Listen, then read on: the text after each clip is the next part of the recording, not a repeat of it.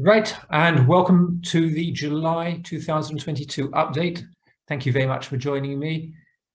For those of you watching live, the Slido link is with the code JUL22. In today's lecture, I'm looking officially at 5 cases.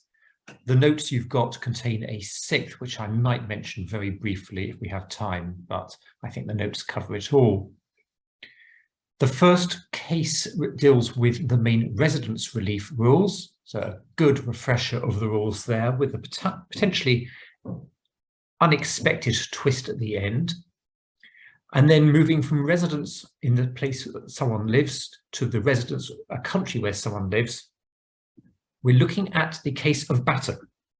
Now, as you can see on the slide, I've called it statutory residence test or not. The case concerned a tax year which was covered by the statutory residence test, but for reasons that we'll be looking at in a moment, the case did not actually concern the statutory residence test itself. And I'll be using this case more as a reminder as to how the statutory residence test works, or at least some aspects of the statutory residence test, rather than the pre-residence rules. Coming up to and probably straddling the break, we'll be looking at how one should value trade-related properties. This was a case involving a care home or 2 care homes, where the question was, did the property values include an element of goodwill, and how did that affect the tax that was payable?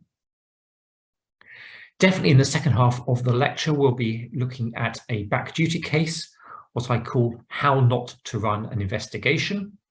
And if you do run an investigation badly, how not to present the case to the tribunal if you want to have any shred of credibility left at the end of the day. And then finally, a case which is curious for a number of reasons, most notably, why on earth did the revenue, or how on earth did the revenue allow the case to get to the tribunal? This is the case of Key Views.